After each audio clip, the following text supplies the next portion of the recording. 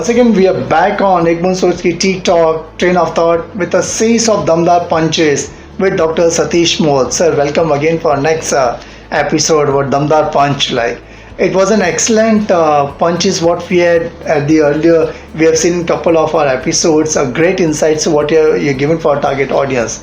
So many a time when we talk in terms of actions आप लेते हो, but उसको balance कैसे करना है actions को? Can you share with our target audience, please? Balance जो है जीवन में सबसे महत्वपूर्ण है। बैलेंस मतलब क्या है? एक तुला, हिंदी में इसको हम कहेंगे एक तराजू है, और किसी ने कहा कि मुझको 1 किलो टमाटर चाहिए, तो आपने एक तरफ 1 किलो का वज़न रखा जो कि ISI सर्टिफाइड है, और दूसरी तरफ आपने टमाटर डालना शुरू किए। यदि आपने 1 किलो से कम तोल के दिए तो आपका ग्राहक क्या कहेगा कि अरे आप मुझे कम दे रहे हैं, आप पैसा तो पूरा 1 किलो टमाटर का ले रहे हैं लेकिन आप मुझे कम दे रहे हैं।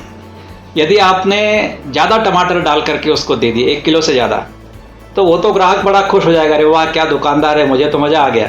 लेकिन यदि आपने हर एक को ऐसे 100 ग्राम ज़्यादा देते गए तो हर 10 किलो के ऊपर आपका 1 किलो का पैसा चला जाएगा, आपका वो प्रॉफिट मार्जिन ही निकल जाएगा। तो इसके लिए जो तराजू जो है उसको बराबर बैलेंस करके जब आप व्यवसाय करते हैं तो ना तो सामने वाला नुकसान में है ना आप नुकसान में हैं। यही बात जो है वह एक्शन के बारे में है। यदि आपको बैलेंस करते हुए आपने कभी ऐसे बाजीगर को देखे होंगे तो उसके हाथ में एक बांस रहता है और उस पतली रस्सी के ऊपर चलते हुए उस बांस को ऊपर नीचे करते हुए अपने बॉडी के बैलेंस को बना के रखता है ताकि एक किनारे से दूसरे किनारे पहुंच जाए। लेकिन यदि वो तो समझो केवल 5 फुट 6 फुट ऊपर ज़मीन से चल रहा है और यदि गिर भी गया तो जो बांस उसने हाथ में पकड़ा हुआ है उसका सहारा लेकर के वो अपने आप को बचा लेगा। तो थोड़ा बहुत वो केयरलेस भी हो सकता है कि चलो ठीक है, थोड़ा बैलेंस गड़बड़ भी हो गया तो मैं बचा लूँगा। लेकिन आप समझो आप 100 फुट ऊपर ज़मीन के ऊपर हैं और आपसे कहा जाए कि अभी आप उसी जो कारीगर है उसको कहें कि अभी आप ये बैलेंस लेकर के चलो, तो उसको पसीना आ जाएगा कि अरे यह तो बड़ा कठिन काम है और क्योंकि थोड़ा सी भी गलती हुई तो मेरी जान जा सकती है। तो ये बैलेंस जो करना है यह परिस्थिति के हम कहेंगे हाँ बैलेंस हम कर सकते हैं। ज़मीन पर बैलेंस करके चलने में भी कई लोग गिर जाते हैं, खास करके बुढ़ापे में देखेंगे तो ज़मीन पर बाथरूम में कई बार बूढ़े व्यक्ति गिर जाते हैं फिसल के। और ऐसा नहीं कि उनको बैलेंस एक्शन करना नहीं आता, लेकिन उनका शरीर उनको साथ नहीं देता कि वो बैलेंस नहीं कर पाते। तो यदि अपना स्वास्थ्य मेंटेन करना है, हमें कुछ भी काम करना है, तो बैलेंस इन एक्शन जो है वो बहुत आवश्यक है। एक मुझे छोटी सी कहानी याद आती है कि एक गुरु के पास में एक विद्यार्थी गया और उसने कहा कि मुझे तीरंदाजी सीखना है। तो उसने उसको तीरंदाजी सिखाना शुरू किया और बहुत मेहनत किया। लड़का बहुत चतुर था, मेहनती था, बहुत अभ्यास करता था। साल 2 साल 5 साल के बाद में उसको ऐसा लगने लगा कि अभी तो गुरु से भी ज़्यादा अच्छा निशाना साध सकता है। तो एक दिन उसने बोल दिया, गुरुजी बस अब आप मुझे सिखाना बंद करो, आपसे तो अच्छा मुझे आता है। तो गुरुजी ने कहा भी अच्छा ऐसा तुम कैसे कह सकते हो?